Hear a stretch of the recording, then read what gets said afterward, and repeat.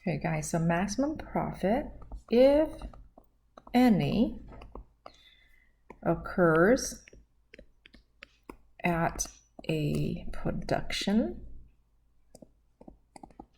level at which marginal revenue equals marginal cost. Okay, and you guys remember marginal revenue, that's the derivative, so is marginal cost.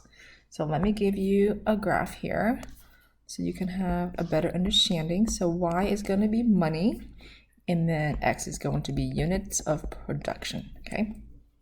Normally costs, you would definitely start out higher, right? And then the more you produce, the less cost is going to be until a certain point. And then revenue, let me label this. Cost is blue. All right, revenue, you're gonna start out with, you're not gonna make as much money at the beginning, but then eventually you're gonna make more and more and more. Okay, so there's your revenue in red. So marginal revenue, meaning that you're gonna take the derivative, and hopefully I'm sketching this out correctly, at a level where the derivative of these two are equal, then that's when you're gonna make the most money. So here is when you're gonna make the most money here, right? When the cost is below the revenue, but the derivative are equal.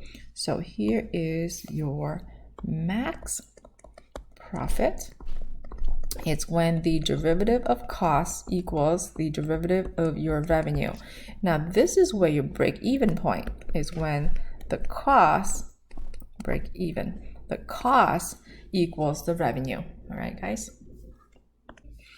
Suppose that the revenue equation is 9x and the cost equation is x to the third minus 6x squared plus 15x. Where x represents thousands of units, so that's kind of important, thousands of units.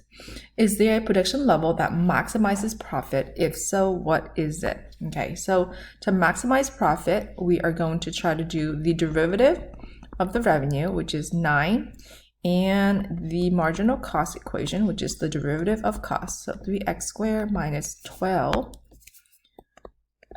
plus 15. And based on your rule, we are going to set these equal to each other. Subtract 9 from both sides, so 0 equal 3x squared minus 12x, and then plus 6. Looks like we can reduce everything by 3. Okay, so divide each and every term by 3 just to make your number easier to see if we can factor it out. So minus 4x and then plus 2. Well, that is definitely not factorable. So quadratic formula we go. X equals negative b. B is 4. So b is negative 4. So negative of negative is positive 4. Plus or minus square root b squared. So negative 4 squared is 16. Minus 4 times a. A is 1. C is 2. All over 2 times 1. X equals 4 plus or minus under the square root. That should be 8 all over 2. So we should have two equations, okay? 4 plus or minus rad 8, 4 plus rad 8, all over 2, and then 4 minus rad 8, all over 2. Yes, we must simplify that out, so that's going to be 2 plus rad 2. This is 2 minus rad 2, and just kind of giving you a decimal. So this is about 3.14, and this is about 0.59. Now, guys, excuse me, based on our definition, right, we have two x values here, but remember the first x is going to give you the largest, right, the maximum loss amount.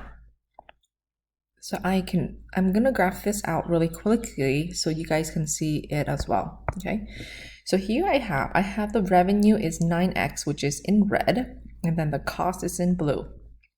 I'm moving it up really quickly here. Obviously we can't have negative units for production, and we can't have negative, well, technically we can have negative money. So what's happening is, I'm going to pinch it in so you can see this. Okay, we have a break-even point right about here. That's your break-even point. Now, can you see here on when x is less than 1.268, Remember, this is in thousands, okay, of units. So that's going to be, the revenue is below. So that's why when we solve for it, we have an x value of 0.59, which is somewhere over here. Let's try to see where we 0.59, right there. So that's going to be when you will lose the most money. And then we solve for the other one.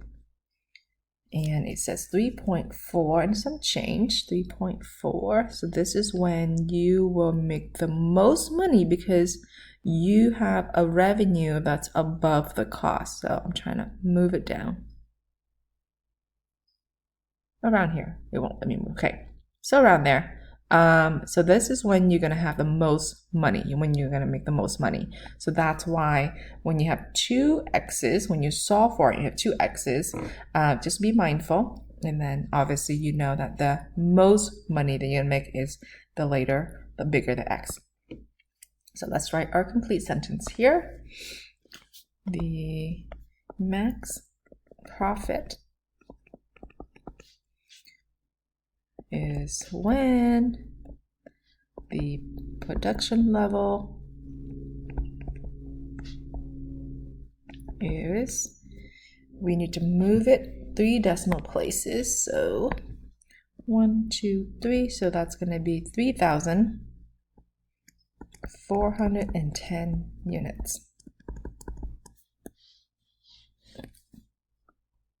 And it says, if so, what is it, right? So we already wrote down the units. Okay, this one's very similar. I'm giving you revenue, I'm giving you cost.